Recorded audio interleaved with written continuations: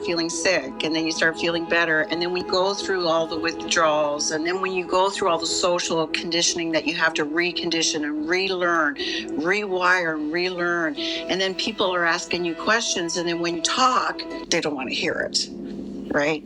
They don't want to hear it because, I'm not going to give up my peanut butter. What do you mean? Peanut butter? Oh, that's so innocent, right? People don't understand the impact and the devastation and havoc that it creates in our bodies. And we just say it's okay.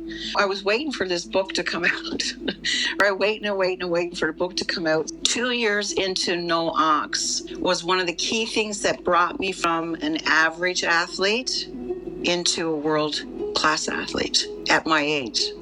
Okay, so I started working out at 45 years old, 80 pounds overweight, no eyebrows because my thyroid wasn't working. I was peeing every time I'd do a jump or laugh or skip, I would pee, right?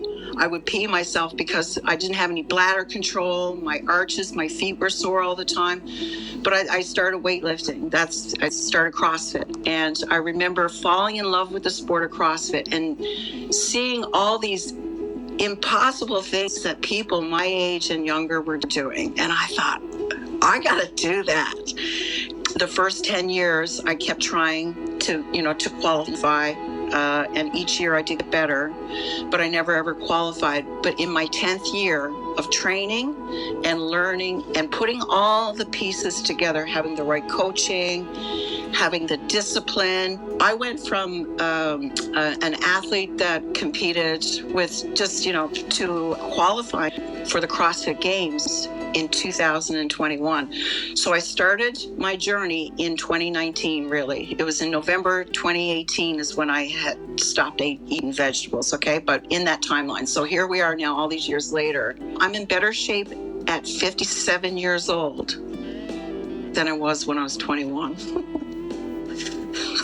It's a true story, honest to goodness. That what took me from this to qualify to go to the CrossFit Games was removing oxalates. I'm going to say it, there's a lot of things, but I think the most important part is removing this, because by the time I got to the CrossFit Games mentally, and now just remember, I'm 57 years old, okay? I only competed one other competition in my entire life. I was prepared.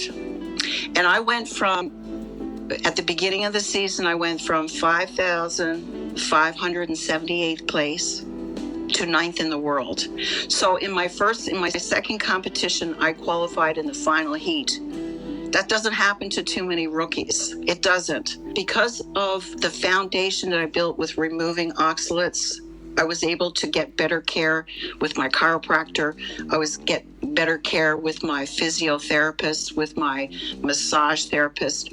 I was getting results now. I wasn't stuck in that same now, and I was getting stronger and stronger and stronger. And I don't need to go and take the Celebrex and all the anti-inflammatories. I don't do any of that stuff anymore. I do my liver, I do my meat, I do a lot of animal fat. I'm getting the top sources of fuel, and I believe it's given me the ability to do the things that I wanted to do when I was young.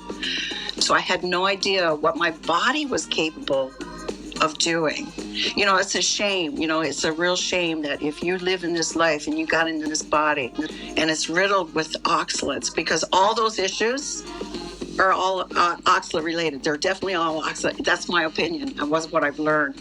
And once you remove that, it's like unlocking a key to freedom if you're willing to go through the discipline it takes, because it's work. If there's anybody out there that's debating whether this is truth or not, you just try. Just take something out of your diet. Just try it for a couple of weeks and see what happens. If you can just put aside all the programming that's been going on for the last 40, 50 years with nutrition and all the payouts and payoffs, and look at the real science, it's very, very clear.